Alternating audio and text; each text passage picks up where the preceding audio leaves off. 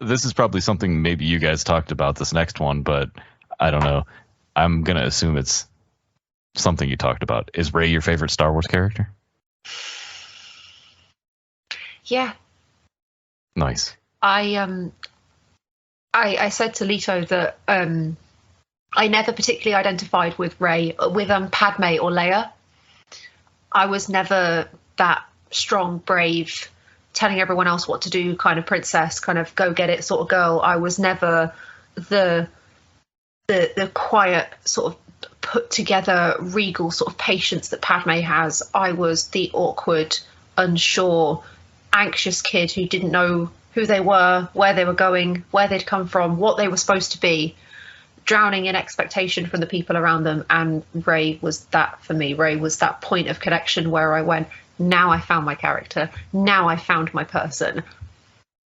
And I love her. And I will defend her being a Skywalker till I'm blue in the face. Or shout down anybody who wants to disagree with me.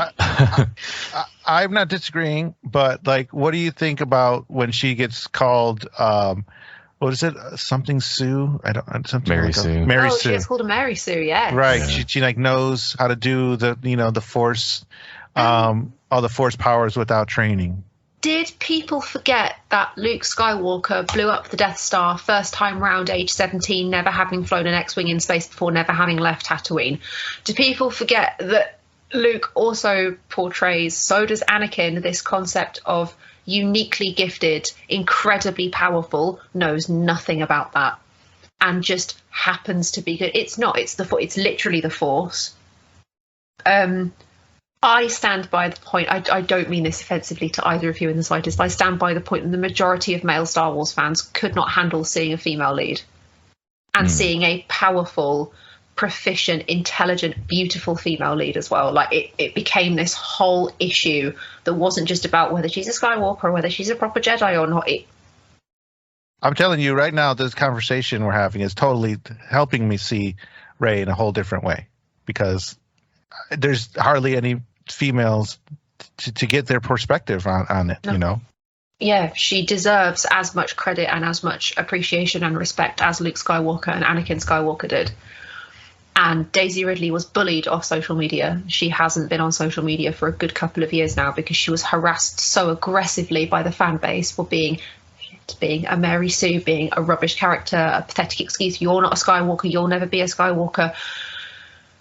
Leave it alone. It pisses me off that like Star Wars fans do that kind of stuff. Going back to like the prequels with Jake Lloyd and Ahmed Best. And Ahmed Best like tried to end his own life. Like it's ridiculous. The actress who plays Rose, Marie Tran, Kelly Marie, yeah, she got bullied off of social media. John Boyega left for the same reasons. That kind of stuff makes me like second guess my Star Wars fandom sometimes, because I hate being associated with people like that. I just want to rewind really quick and say that you relating to Rey like that is freaking beautiful. Oh my gosh, and like Leto said, that's making me see that character. I don't hate Rey at all. I think The Force Awakens and The Rise of Skywalker, I thought that her character was like similar in those two movies. She felt to me very different in The Last Jedi, but in those two films I thought she was adorable, and I loved like so many scenes with her in those two films.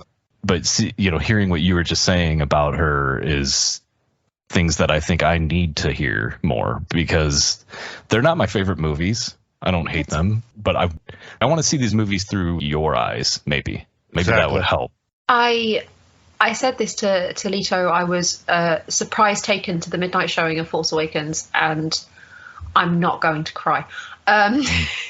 I sat in that theatre, and within the first 3 seconds of the opening credits starting and the theme starting, I broke down. I cried.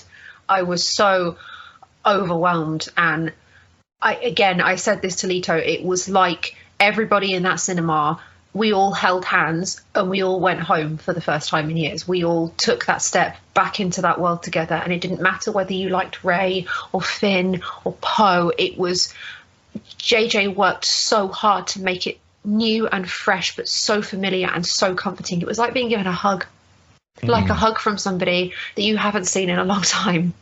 And Rey was that connection point for me, that moment of, she is both the strength of Leia and the patience and the gentleness of Padme all into one. And she's anxious and she's unsure and she makes mistakes and she's clumsy and she goes through so much and she experiences so much, and there's the weight of the whole world on her shoulders. And if you follow the dyad theory, it postulates that the Force is like a battery. The more Force users there are, the more empty that battery is, and the less Force there is for people to be able to use. At this point in Rey's story, especially in The Rise of Skywalker, she is one of the only Force users and only light side Force users as well. So she has got all of that battery that's been sat filled for years, untouched. Of course she's more powerful than she could ever comprehend.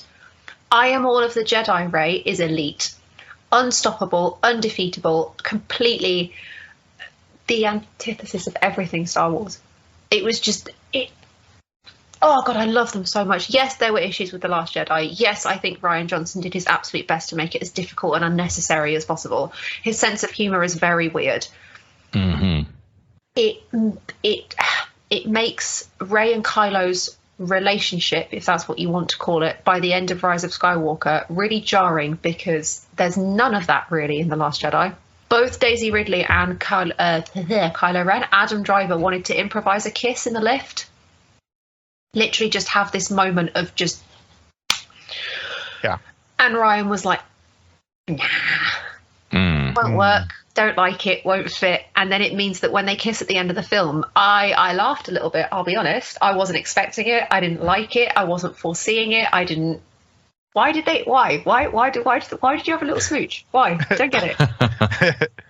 But other than that, Rey specifically, her character and her character development, yes, potentially hindered by parts of The Last Jedi, but The Last Jedi delves so deeply into this idea that she is no one, she is nothing. And even though she is someone and she is from somewhere, she doesn't know that, she doesn't understand that, and she still achieves greatness and she still defeats Snoke. She still becomes what she was meant to be throughout all of that. And it's growth, isn't it? It's growth and development. I could go on for hours. I'm going to stop myself. I think that the last two questions that I was going to throw out there just wouldn't top what you were just saying. So I'm just going to... Okay. For real. No, because That's everything fair. you just said was just awesome. Thank you. Yeah. Great. I loved it. That was amazing stuff. It's hard sometimes to exist in a space like Star Wars as a woman, as a female presenting person. It's tough, and I especially with my Rey cosplay, I have thankfully never too aggressively, and I've never been like a part of like the center of like a hate campaign or anything. But I've had a lot of people try and tell me that my opinions don't mean anything, that I don't know what I'm talking about. Ouch. And it's tough. It's tough to sort of want to keep going, but it's guys like you and guys like my lot at Lightsaber Radio that give me the faith back in the fandom that I lost for a while. Because there are more good people like you, I know that now, than there are horrible people who say nasty things. Yeah. Wow. Yeah. The horrible ones just seem to be very loud all the time. Yeah, that's the thing. It doesn't mean that there's a lot of them. They're just very loud. But the more time I spend connecting with genuine good Star Wars fans like you guys, I've had such a fun evening. I really have. Thank you. Like, honestly, thank you for the opportunity. Yeah. Thanks for coming on. I've had so much fun.